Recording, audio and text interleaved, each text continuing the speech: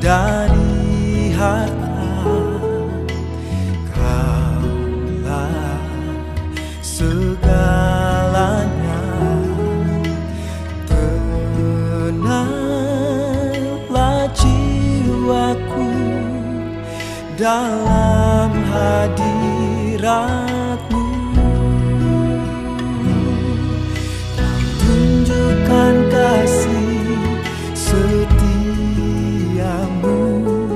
Kau menyediakan yang ku perlu. Kau setia, Kau mulia, dulu, sekarang, dan selamanya. Kau tunjukkan kasih setiamu, Kau menyediakan yang ku perlu. Kau setia, Kau mulia, Bapa, Kau setia.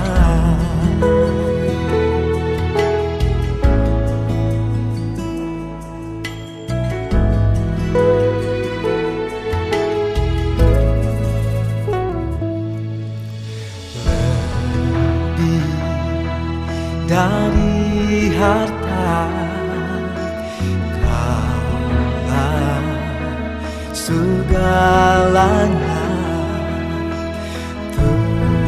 Tenanglah jiwaku dalam hadirat-Mu.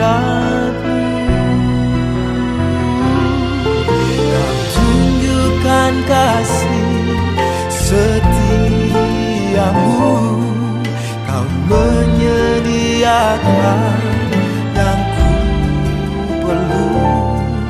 Kau setia, Kau mulia, dulu, sekarang, dan selamanya. Kau tunjukkan kasih setiamu, Kau menyediakan yang ku perlu. Kau setia, Kau mulia, Bapa, Kau setia. Kau setia, Kau mulia, Bapa, Kau setia.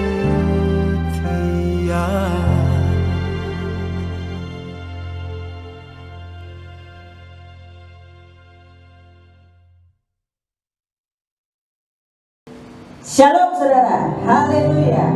Biarlah sukacita Tuhan mengalir atas kita.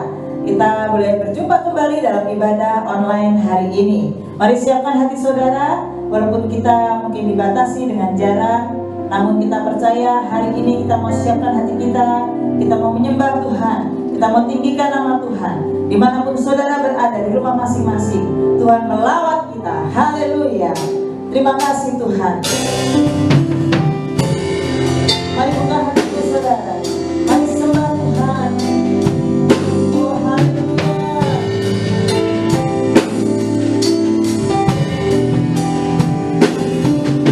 Biarlah Tuhan kami ya Tuhan.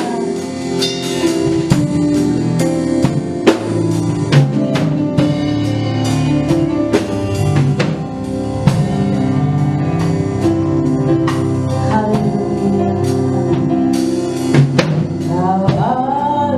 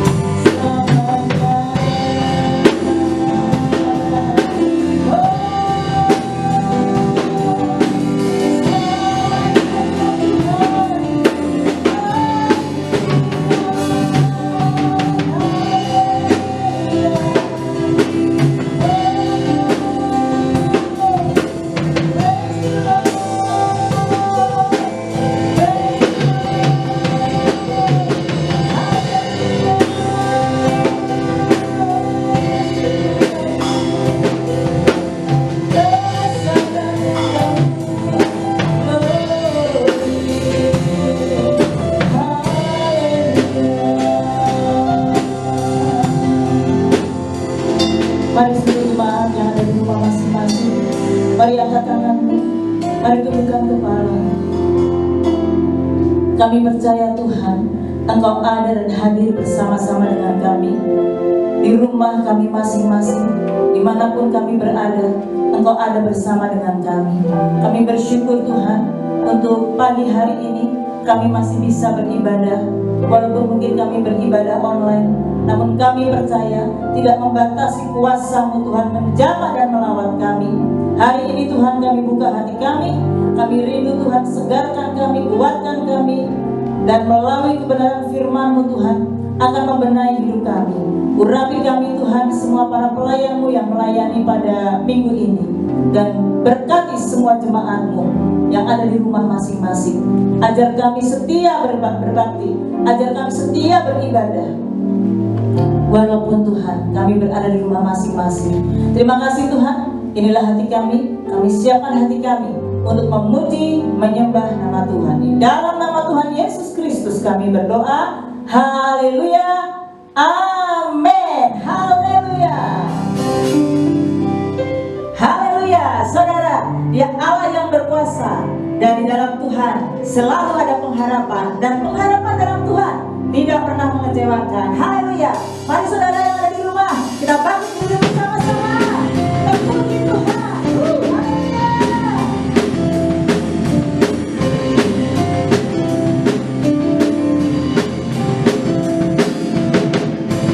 Firman terangi jalanku, bisa iman di setiap waktu. Lindungi dari segala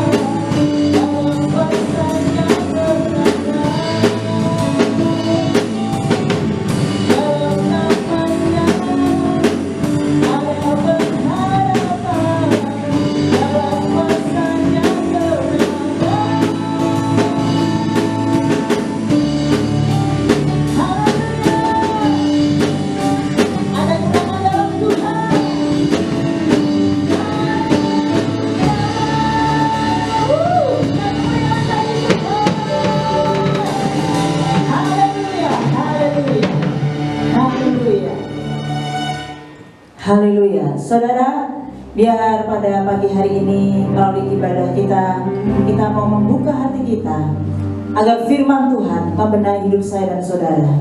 Dimanapun saudara berada di rumah, mari sekali lagi saudara satukan hatimu. Saudara yang bersama-sama dengan keluarga, suami, istri, anak-anak, mari buka hatimu. Engkau yang sedang menyaksikan streaming ibadah ini yang sendiri, engkau juga siapkan hatimu. Saya mengundang setiap saudara, mari kita bangkit berdiri bersama-sama di rumah. Haleluya. Firman-Mu Tuhan mengatakan bahwa Engkau beserta dengan kami.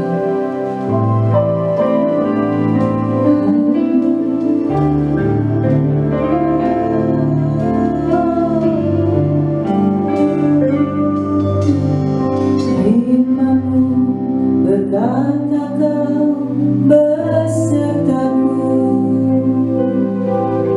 maka kuat roh dan jiwaku.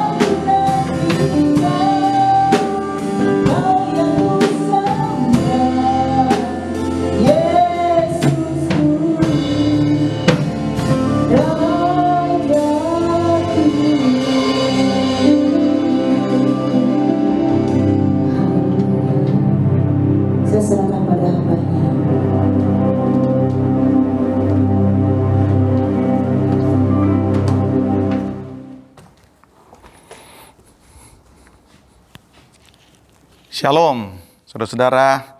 Kini waktunya kita akan mendengarkan pesan Tuhan.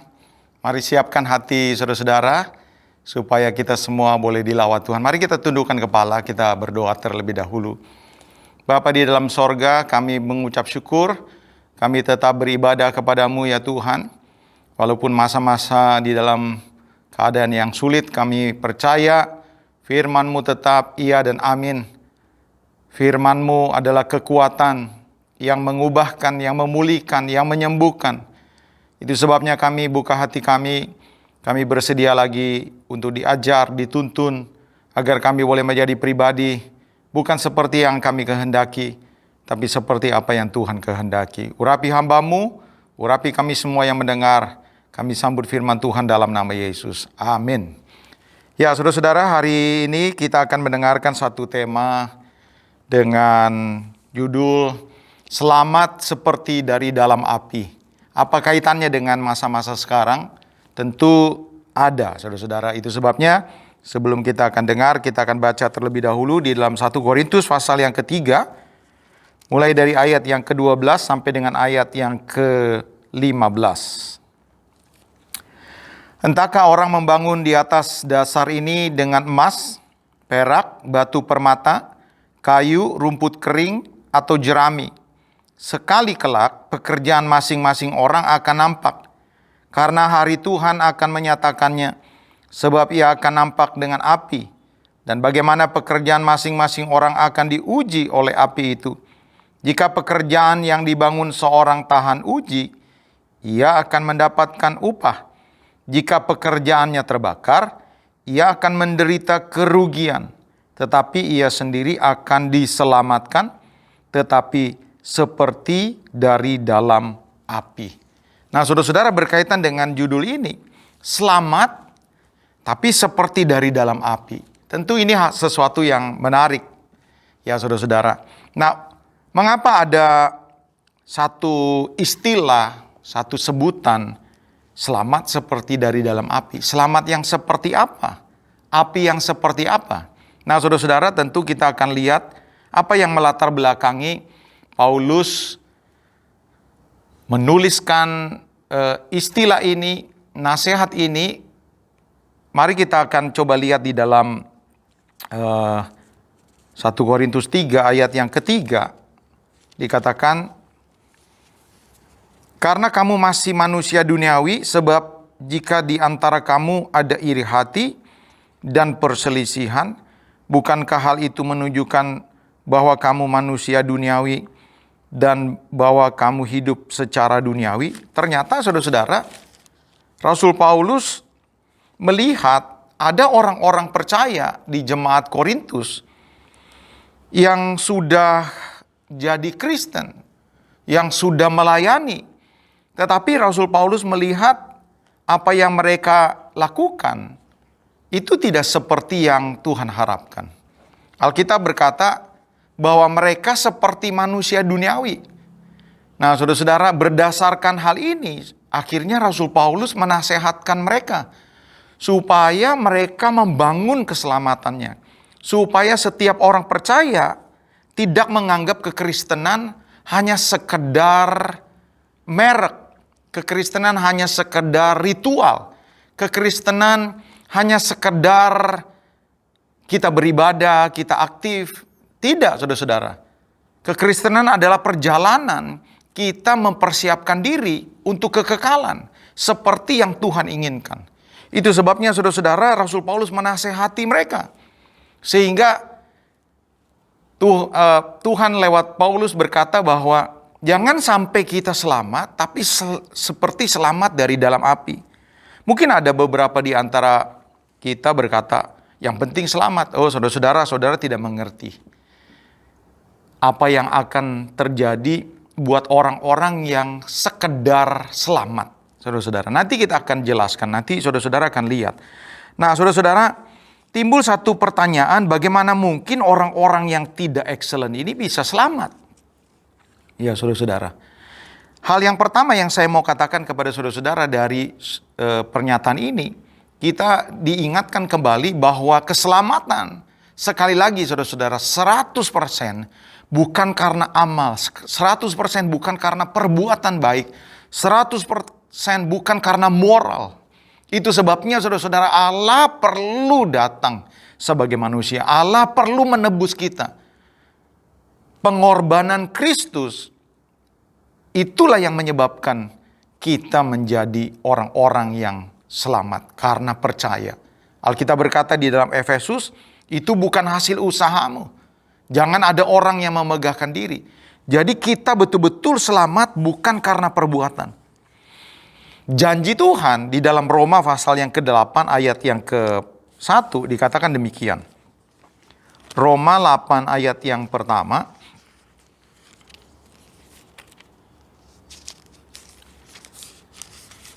Dikatakan, demikianlah sekarang tidak ada penghukuman bagi mereka yang ada dalam Kristus. Ini janji Tuhan. Tidak ada lagi hukuman kekal. Buat siapa? Buat orang-orang yang percaya kepada Kristus. Di dalam Yohanes 5 ayat yang ke-24, Yesus menegaskan tentang janjinya ini. Yohanes 5 ayat yang ke-24. Dikatakan, aku berkata kepadamu sesungguhnya barang siapa mendengar perkataanku dan percaya kepada Dia yang mengutus aku, ia mempunyai hidup yang kekal dan tidak turut dihukum. Tidak ada penghukuman kekal, sebab ia sudah pindah dari dalam maut ke dalam hidup. Nah, saudara-saudara, ini janji Tuhan. Dan saya percaya pengorbanannya itu sempurna. Janjinya itu sempurna. Barang siapa percaya kepada Yesus, maka dia akan memperoleh hidup yang kekal. Bukan karena perbuatan. Bukan karena melakukan kebaikan, melakukan kekudusan, melakukan segala bentuk moral. Tetapi karena percaya. Nah, saudara-saudara, ini janji Tuhan kepada orang-orang yang percaya.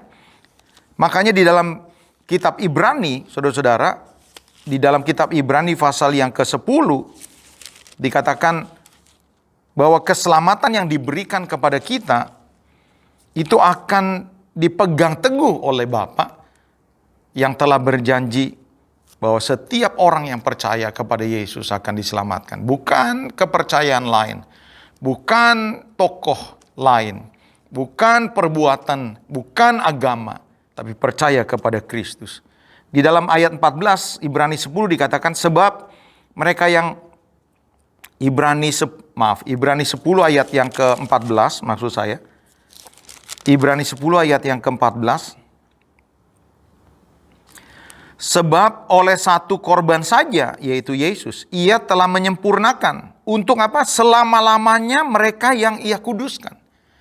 Jadi janji Tuhan buat setiap orang yang dikuduskan, yang percaya kepada Kristus akan diselamatkan.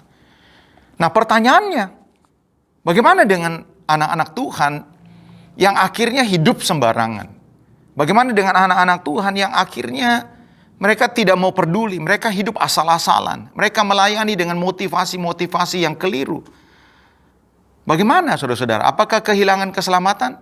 Saudara-saudara, untuk orang-orang yang seperti ini, itu berlaku Ibrani 12. Tadi saya katakan, apa hubungannya dengan pandemi yang sedang berlangsung? Ini bukan pandemi biasa, saudara-saudara. Ingat, berulang-ulang saya ingatkan, apa yang sedang terjadi atas dunia ini bukan sesuatu yang tidak ada hubungannya dengan planning Tuhan di akhir zaman ini. Jadi untuk orang-orang yang percaya Yesus, namun hidupnya sembarangan. Untuk orang-orang yang percaya Yesus, dia betul-betul percaya. Dia tahu bagaimana dipanggil untuk berbuah. Dia tahu bagaimana dipanggil untuk menjadi seperti Kristus. Tapi dia mengeraskan hati. Atau dia juga melayani. Dia dipanggil, dia mengerti. Tapi asal-asal saja. Nah, saudara-saudara, orang-orang Kristen yang seperti ini, untuk menjamin janjinya bahwa penebusannya itu sempurna, saudara-saudara, maka Allah dalam hikmatnya, mereka akan didisiplin Tuhan. Supaya apa? Supaya mereka bertobat. Ibrani 10 dikatakan di ayat Ibrani 12 ayat yang kelima, dikatakan demikian. Dan sudah lupakah kamu akan nasihat yang berbicara kepada kamu seperti kepada anak-anak, hai anakku? Janganlah anggap enteng didikan Tuhan. Jangan putus asa apabila engkau diperingatkannya. Karena Tuhan menghajar orang yang dikasihinya dan ia menyesa orang yang diakuinya sebagai anak. Untuk apa saudara-saudara Tuhan menyesa? Untuk apa Tuhan menghajar? Ini bukan mengajar saudara-saudara, tapi dia menghajar. Dia menyesa. Ternyata saudara-saudara di dalam ayat yang ke-10, sebab mereka mendidik kita dalam waktu yang pendek. Ini orang tua jasmani kita. Sesuai dengan apa yang mereka anggap baik. Tetapi dia, Bapa kita, lihat, menghajar kita untuk kebaikan kita. Supaya apa? Supaya kita beroleh bagian. Dalam apa? Dalam kerajaannya, dalam kekudusannya. Jadi untuk orang-orang yang percaya Yesus, sudah lama jadi orang percaya, dia tidak murtad. Dia tidak menghujat Roh Kudus. Tapi kehidupannya ya suam-suam saja, biasa-biasa saja, memberi biasa-biasa saja. Melayani dengan motivasi yang salah, lakukan sesuatu tidak excellent. Nah saudara-saudara, orang-orang yang seperti ini berlaku apa? Berlaku disiplin Bapak. Kenapa? Bapak mau menepati janjinya bahwa orang-orang yang percaya kepada Yesus akan selamat. Nah, untuk orang-orang yang tidak memperhatikan panggilannya, saudara-saudara, akan didisiplin Allah. Makanya orang-orang yang seperti ini, itu bisa selamat seperti dari dalam api. Saudara jangan berkata, ya yang penting selamat. Saudara, ini pemikiran duniawi, pemikiran dengan cara pandang dunia. Yang penting selamat. Saudara-saudara, saudara tidak mengerti apa yang kelak akan dialami orang-orang yang selamat, tapi selamat seperti dari dalam api. Yang pertama, saudara-saudara, saya membaca beberapa buku tafsir ya. Dan saya juga setuju ketika saya juga mulai membaca. Saudara-saudara, arti yang pertama, selamat dari dalam api, itu artinya hampir-hampir tidak selamat. Selamat dari dalam api. Saudara-saudara, itu bicara tentang hampir-hampir tidak selamat. Kenapa? Orang selamat dari kebakaran, saudara-saudara. Kemarin saudara-saudara kita dengar satu berita yang menggoncang dunia juga yang terjadi di Lebanon beberapa hari yang lalu. Ya saudara-saudara, terjadi ledakan yang begitu dahsyat. Ratusan orang ya meninggal katanya. Ribuan orang terluka parah. Dan itu terjadi satu kehancuran yang luar biasa. Tapi ada beberapa mereka yang selamat. Tapi dengan luka-luka yang luar biasa. Nah saudara-saudara, saudara bisa bayangin ketika ada istilah firman Tuhan yang berkata, selamat tapi seperti dari dalam api. Saudara tahu enggak, ini mau berbicara tentang apa? Ini untuk orang-orang yang beresiko. Beresiko apa? Beresiko tidak selamat. Kenapa? Karena ini artinya hampir tidak selamat. Kenapa beresiko tidak selamat? Karena orang-orang yang akhirnya menolak untuk berjalan dalam kebenaran. Orang-orang percaya yang biasa-biasa saja. Orang-orang yang percaya yang tujuan hidupnya hanya materi. Tujuan hidupnya hanya penghormatan. Tujuan hidupnya hanya mencari pengakuan. Tujuan hidupnya hanya kenyamanan. Kalaupun mereka beribadah untuk dirinya sendiri. Mereka percaya kalau misalnya mereka tidak beribadah nanti dagangannya tidak laku. Ya orderannya tidak laku, semuanya untuk dirinya sendiri. Nah orang-orang Kristen yang seperti ini saudara-saudara, itu akan didisiplin Allah. Tuhan akan disiplin mereka, supaya apa? Supaya mereka berbalik. Disiplinnya Allah, Tuhan pakai banyak cara. Banyak cara saudara-saudara. Tuhan izinkan pergumulan. Tuhan izinkan ranjang rumah sakit bisa. Tuhan izinkan kebangkrutan bisa. Tuhan izinkan terjadi kekecewaan, luka-luka terjadi, Tuhan izinkan. Supaya apa? Supaya saat-saat demikian, saudara-saudara, orang disadarkan dan orang bertobat. Tapi saudara-saudara, orang-orang yang akhirnya kena disiplin Allah terus, tapi mengeraskan hati, mereka bisa punya respon yang salah juga. Bukannya bertobat, tapi mereka akhirnya kompromi. Ketika mereka akhirnya mengalami masa-masa sulit, bukannya bertobat, ketika mereka mengalami sakit penyakit, ketika mereka mengalami kebangkrutan, ketika mereka mengalami masa-masa mereka terluka, yang Tuhan izinkan supaya mereka ditarik kembali, mereka berespon salah. Akhirnya kompromi. Beberapa di antara mereka cari orang pinter, beberapa mereka cari dukun, beberapa mereka akhirnya pindah kepercayaan, saudara-saudara. Beberapa mereka akhirnya mengabdi kepada setan. Beberapa mereka juga kecewa. Mulai membeberkan semua prestasi-prestasinya yang sekedarnya saja kepada Tuhan. Dan marah kepada Tuhan. Dan ketika mereka marah, akhirnya mereka bisa meninggalkan Tuhan. Beberapa orang akhirnya meninggalkan Tuhan karena kecewa kepada Tuhan. Beberapa orang juga bisa meninggalkan Tuhan karena pasangan hidup. Sudah begitu lama tidak mendapatkan pasangan hidup. Akhirnya marah kepada Tuhan. Akhirnya mereka mencari pasangan yang tidak seiman. Dan akhirnya saudara-saudara, orang-orang seperti ini bisa berbicara orang yang selamat, tapi seperti dari dalam api. Artinya saudara-saudara, orang-orang ini beresiko untuk tidak selamat. Kenapa? Karena mereka bisa murtad, bisa menghujat Tuhan.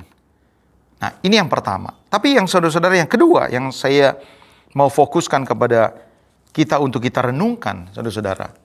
Selamat seperti dari dalam api, ini berbicara tentang satu kerugian yang begitu besar yang akan diterima oleh orang-orang yang mengabaikan panggilan Tuhan untuk all out di dalam kehidupannya. Kalau saudara jadi bapak, saudara dipanggil untuk all out. Buat siapa? Buat anak-anak. Kalau saudara jadi suami atau istri, saudara dipanggil untuk all out. Melakukan segala sesuatu seperti melakukan kepada Tuhan. Kalau saudara jadi pegawai, kalau saudara jadi pelajar, mahasiswa, kalau saudara jadi pelayan Tuhan, apakah itu musician, apakah itu usher, apakah majelis, apa saja saudara-saudara. Saudara dipanggil untuk all out. Saudara melakukan yang terbaik. Kalau saudara dipanggil untuk memberi, saudara dipanggil untuk memberi yang terbaik. Kalau saudara dipanggil untuk melayani, saudara dipanggil untuk melayani dengan excellent. Nah, berapa banyak di antara kita saudara-saudara hari-hari ini, ya saudara merasa, ya buat apa pelayanan.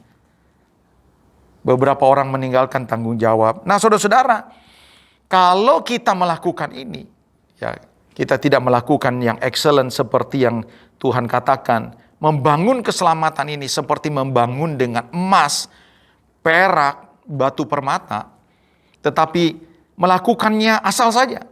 Ya saudara-saudara, memberi asal-asalan, memuji Tuhan asal-asalan, kesetiaan ya sekedarnya saja, kesabaran sekedarnya saja, kelemah lembutan sekedarnya saja, kemurahan hati sekedarnya saja. Itu seperti membangun keselamatan dengan kayu, rumput kering atau jerami. Nah, saya challenge kepada saudara-saudara, khususnya jemaat Tuhan di tempat ini, supaya kita memperhatikan betul kenapa sampai Tuhan mengizinkan pandemi ini. Karena kedatangannya hampir di ambang pintu. Karena kedatangannya hampir di ambang pintu, dia mengukur saudara, dia mengukur saya.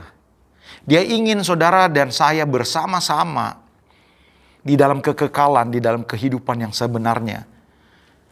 Yang bermiliat-miliat tahun, saudara bersama-sama memiliki sebuah kehormatan, panggilan bersama-sama dengan Tuhan, hidup bersama-sama dengan Tuhan. Menjadi pribadi seperti yang Tuhan mau.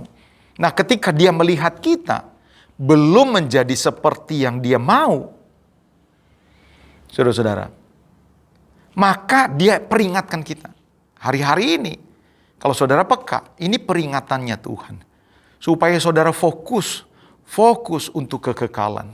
Bukan untuk sekedar yang bisa habis. Uang saudara bisa habis. Saya mau kasih tahu. Kegagahan saudara, kecantikan saudara, reputasi saudara, prestasi saudara bisa habis. Semuanya bisa lenyap dalam sekejap. Entah waktu yang membuktikan, atau peristiwa-peristiwa tertentu yang akhirnya membuktikan bahwa semuanya akan habis. Nah, saudara-saudara, kalau saudara tidak memperhatikan yang kekal, kau hanya mencari sesuatu yang bisa habis, maka saudara-saudara kita akan menjadi orang-orang yang paling menderita. Kenapa? Saudara dan saya, kalau tidak memperhatikan ini, kita bisa selamat, tapi selamat seperti dari dalam api.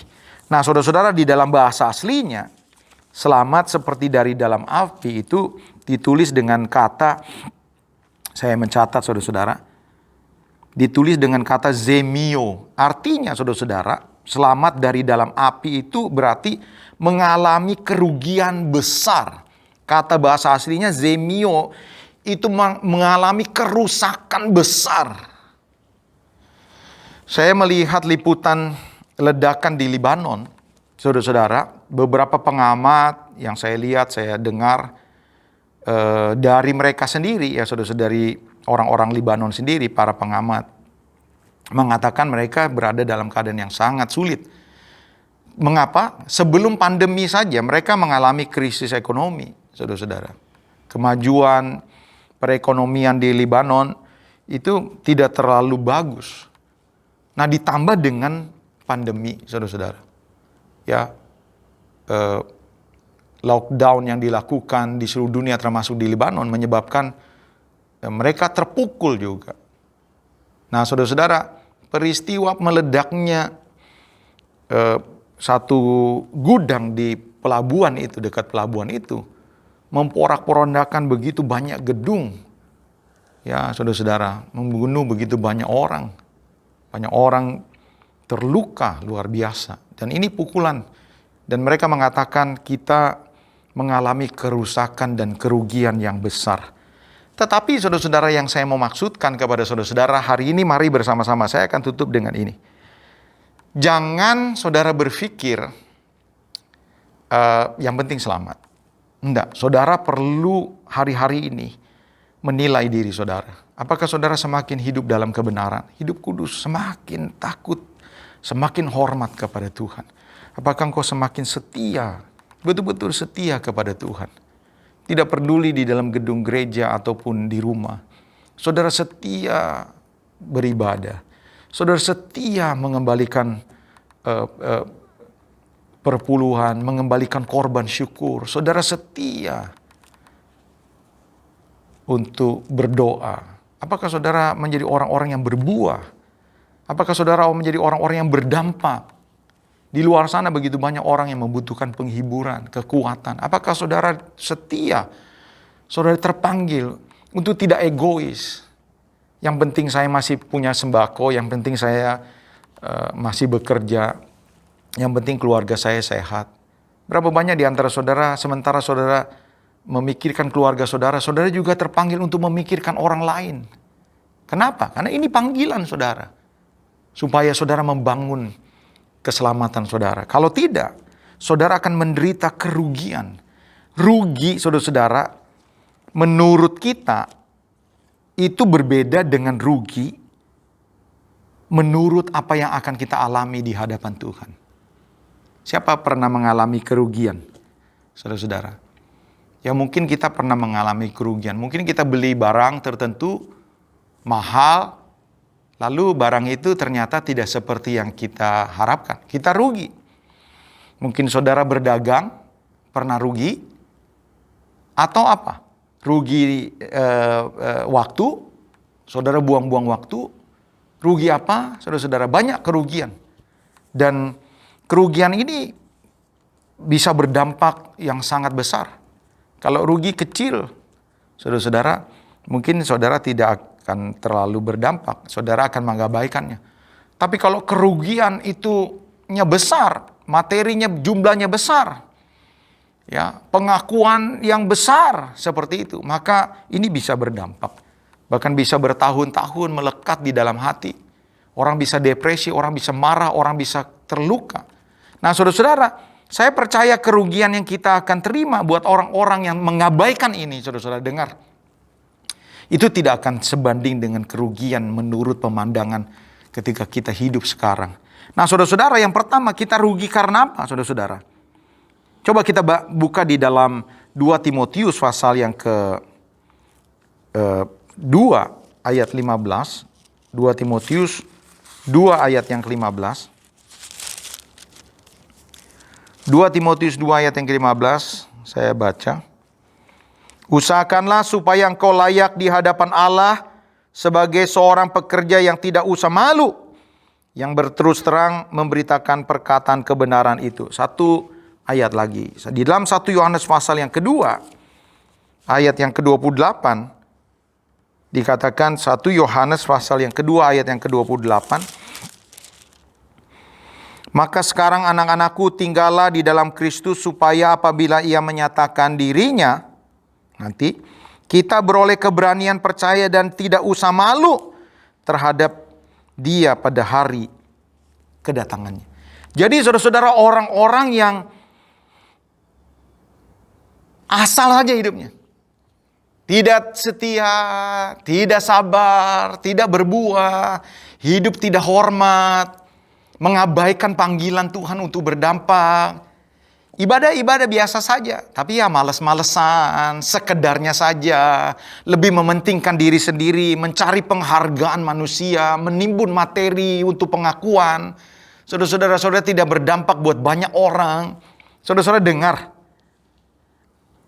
pada kedatangan Tuhan, ya saudara-saudara, engkau akan menderita malu. Kenapa? Engkau tidak diakui. Engkau tidak mendapatkan apa-apa di hadapan miliaran orang-orang kudus yang lain.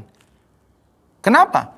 Karena bisa saja ada banyak orang-orang yang sukses saat kehidupan sekarang, saudara-saudara. Kelihatannya hebat, ngomongnya besar. Ada hamba-hamba Tuhan yang begitu banyak pelayanannya, pengajarannya begitu banyak. Ada pemimpin-pemimpin yang hebat. Ternyata, saudara-saudara, mereka tidak mendapatkan apa-apa. Mereka kehilangan sesuatu yang berharga. Dan semua mata terbuka. Dan berkata, bukankah dia hamba Tuhan yang luar biasa ya? Bukankah dia pemimpin, pengusaha, aktivis yang luar biasa ya? Tapi di mata Tuhan, dia tidak berarti apa-apa. Kenapa tidak berarti apa-apa? Ini berkaitan dengan hal yang kedua. Kerugian apa, saudara-saudara? Yang kedua, saudara-saudara, mereka kehilangan semua pekerjaan yang mereka lakukan bagi Allah. Coba bayangin. Orang-orang yang tidak excellent, lihat nih saudara-saudara. Ketika mereka berhadapan dengan hari Tuhan dan Tuhan mengujinya, mereka akan kehilangan. Kenapa? Kenapa saudara-saudara? Karena pekerjaannya terbakar.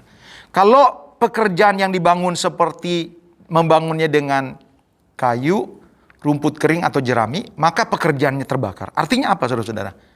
Semua yang kita lakukan dengan biasa-biasa saja. Yang kita lakukan dengan motivasi yang salah. Yang kita lakukan tanpa hati, yang kita lakukan terpaksa, yang kita lakukan asal saja. Saudara-saudara, semuanya akan hilang, terbakar. Artinya, saudara akan sia-sia beribadah ketika saudara beribadahnya tidak sungguh-sungguh. Saudara akan sia-sia memberi ketika saudara hitung-hitungan untuk Tuhan dengan hati yang terpaksa. Saudara sia-sia hidup di dalam mengiring kepada Tuhan kalau saudara melakukannya semuanya karena terpaksa, tidak excellent, tidak sungguh-sungguh, tidak all out. Bisa bayangin? Tidak ada pekerjaan yang patut atau mendapatkan perhatian. Kenapa? Karena semua lenyap. Betapa malangnya orang-orang yang seperti ini. Yang ketiga, saudara-saudara, di dalam Roma 2 ayat yang ke-7, Roma 2 ayat yang ke-7, dikatakan saudara akan kehilangan kemuliaan. Inilah yang sangat merugikan, saudara-saudara.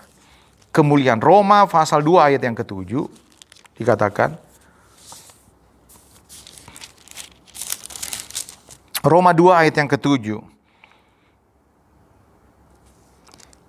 Yaitu hidup kekal kepada mereka yang dengan tekun berbuat baik, mencari kemuliaan, kehormatan, dan ketidakbinasaan. Di dalam 2 Korintus pasal yang ke-4 ayat yang ke-7, saudara-saudara, kemuliaan seperti apa?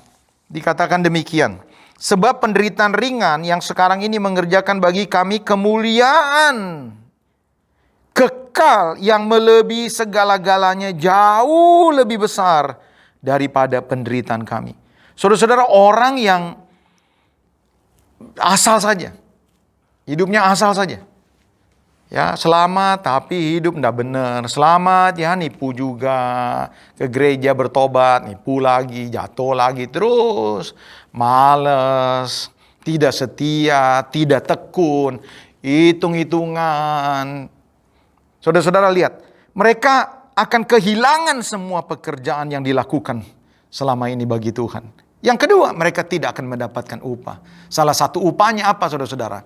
Kemuliaan yang melebihi segala-galanya. Saya sangat-sangat concern untuk yang satu ini.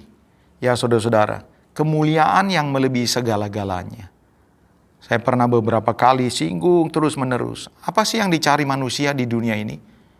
Ya, orang mencari pengakuan. Orang pengen punya rumah bagus di daerah yang elit. Orang pengen punya kedudukan yang terhormat.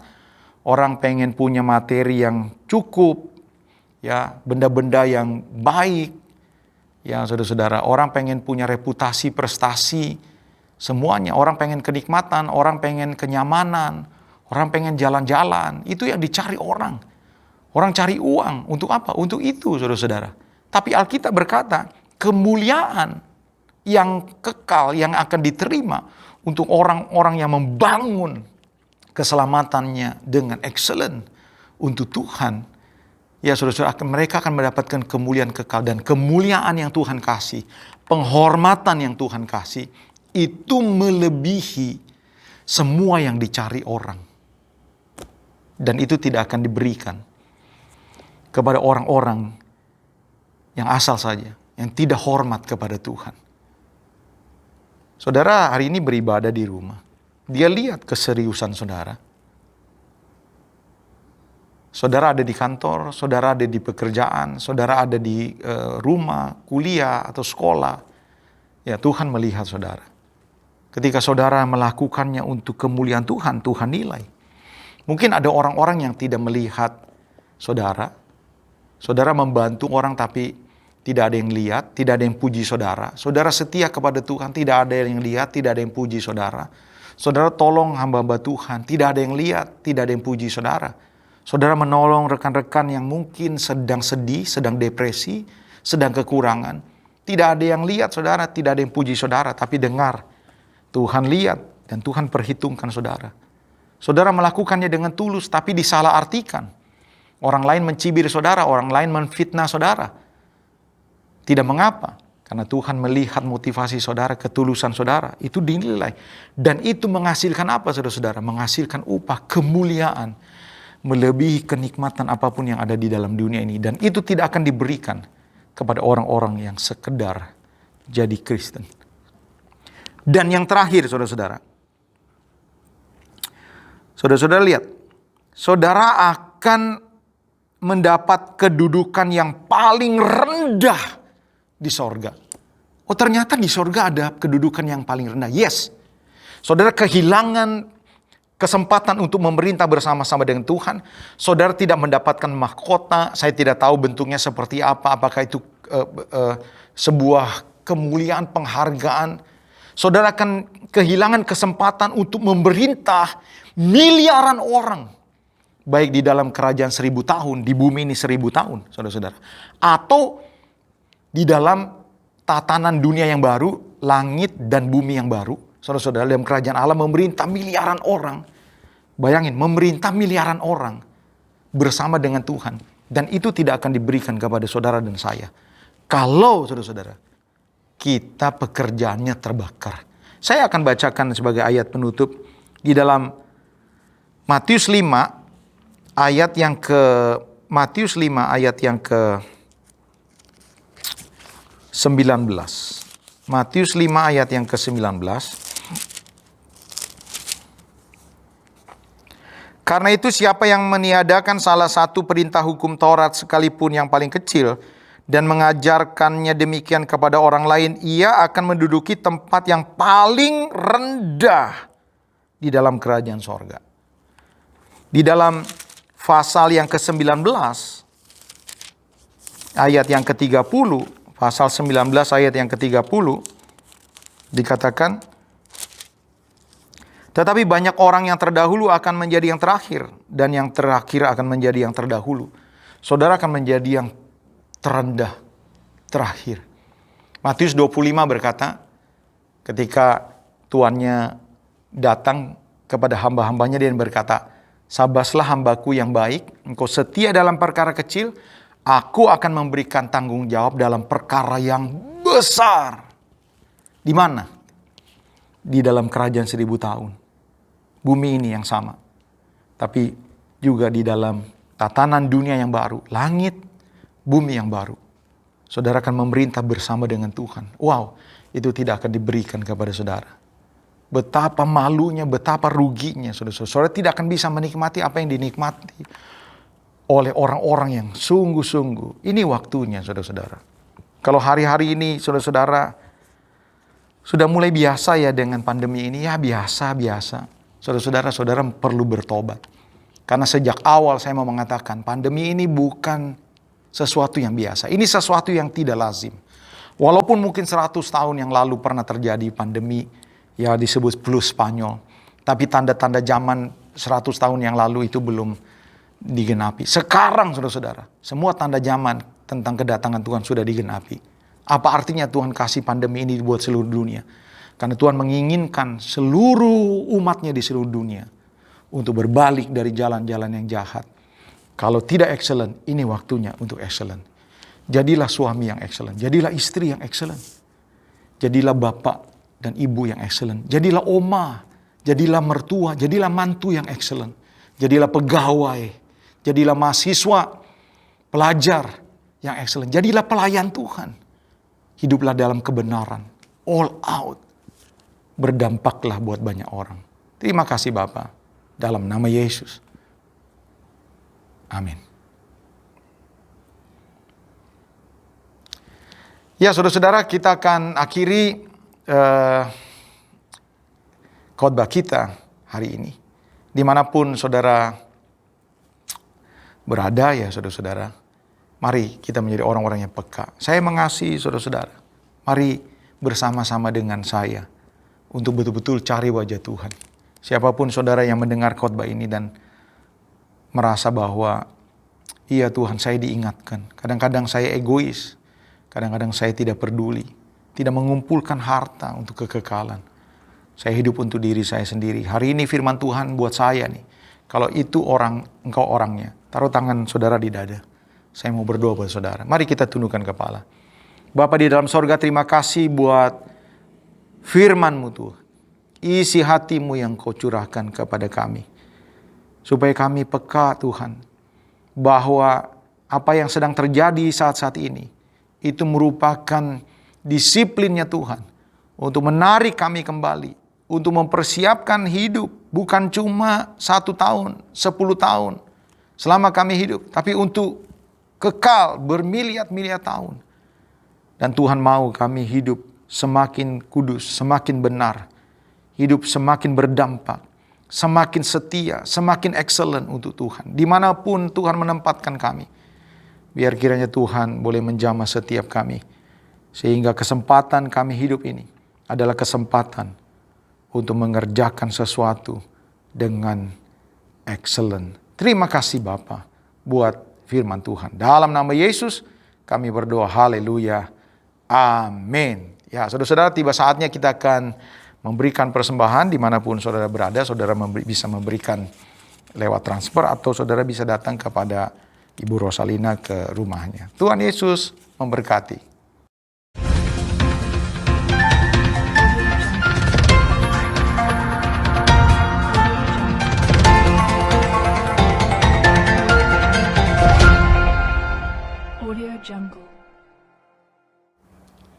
Shalom saudara, berjumpa kembali dengan saya dalam Breaking News Porta.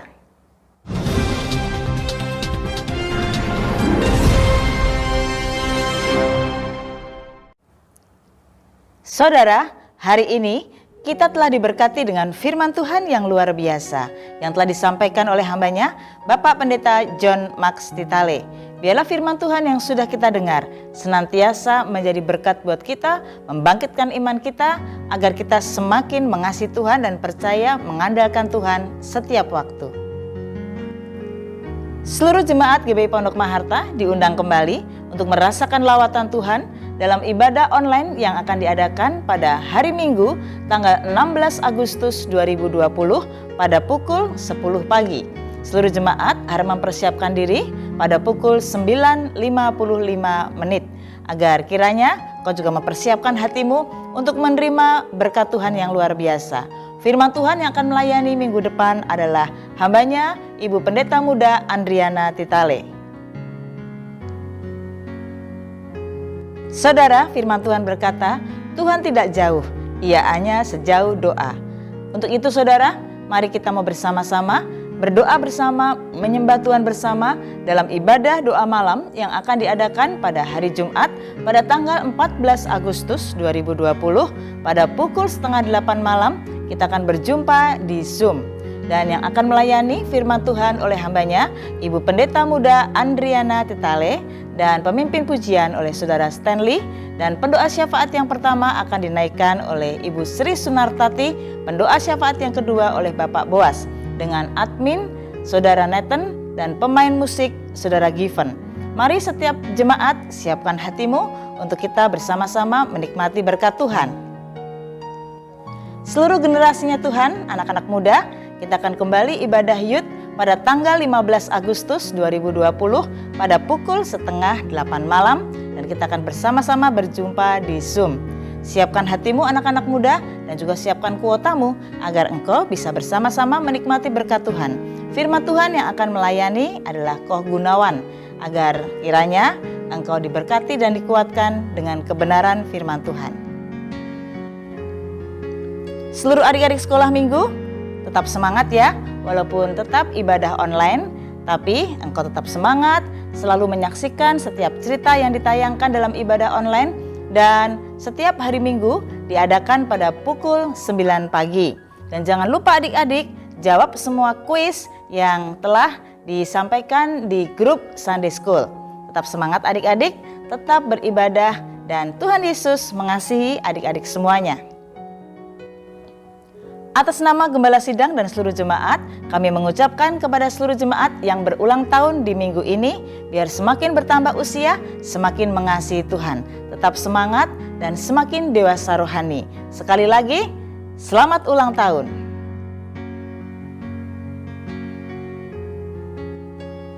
Seluruh jemaat GBI Pondok Maharta tetap diingatkan untuk dapat memberikan persembahan dan perpuluhan kepada Ibu Rosalina, dapat mentransfer dengan rekening yang telah dituliskan dalam prelude ibadah sebelum streaming. Demikian juga kepada jemaat yang akan memberikan investasi program, dapat mentransfer dananya kepada Ibu Siska dengan nomor rekening yang sudah dicantumkan di dalam prelude sebelum ibadah streaming. Bagi Bapak Ibu Saudara juga dapat memberikan persembahan, dimasukkan ke dalam amplop, ditulis tanggalnya, lalu dapat menyerahkan secara langsung kepada Ibu Rosalina di rumah. Demikianlah Breaking News Porta minggu ini. Berjumpa kembali dengan saya dalam Breaking News Porta minggu depan. Tuhan Yesus memberkati. Ya, saudara-saudara, kita tiba di akhir penghujung ibadah lewat live streaming pada siang hari ini. Kita akan akhiri ibadah kita. Saya memberikan saudara nasihat supaya saudara-saudara tetap jaga kesehatan. Ya, lakukan protokol kesehatan dimanapun saudara berada. Ya, pakai masker, jangan lupa bawa sanitizer dimanapun saudara berada. Hati-hati dengan terima-terima barang dalam kerumunan-kerumunan. Supaya apa? Supaya kita berhikmat. Juga jangan lupa kalau saudara ada berkat, beli vitamin. Ya, supaya antibodi saudara semakin kuat. Dan Tuhan melindungi saudara. Mari kita tundukkan kepala, kita akan akhiri ibadah siang hari ini. Bapa di sorga, terima kasih buat ibadah yang Tuhan sudah berkati. Engkau memberkati setiap hamba-hambamu yang sudah melayani, song leader, semua musician, semuanya Tuhan berkati. Lain waktu mereka akan memberikan lebih excellent lagi. Terima kasih buat pesan firman Tuhan yang boleh kami dengar. Jadikan kami menjadi orang-orang yang berbahagia, yaitu orang yang mendengar firman Tuhan, menyimpannya dalam hati, merenungkannya, dan melakukannya selagi ada kesempatan. Kami memberkati rekan-rekan kami yang berulang tahun di minggu ini. Oh Tuhan Yesus, kiranya tangan Tuhan yang kuat boleh menyertai, Tuhan membuat apa saja yang mereka kerjakan berhasil, supaya lewat kehidupannya Tuhan disukakan, Tuhan dimuliakan, jadikan mereka berkat dimanapun mereka berada. Kami memberkati bangsa Indonesia Tuhan, segala usaha pemerintah di dalam menanggulangi pandemi ini Tuhan berkati. Garda terdepan, dokter, para medis, perawat semuanya yang menangani orang-orang yang terpapar, Tuhan berkati, lindungi mereka.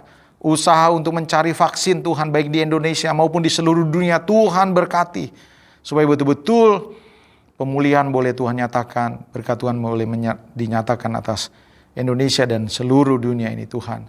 Seminggu ke depan kami akan melakukan segala aktivitas kami.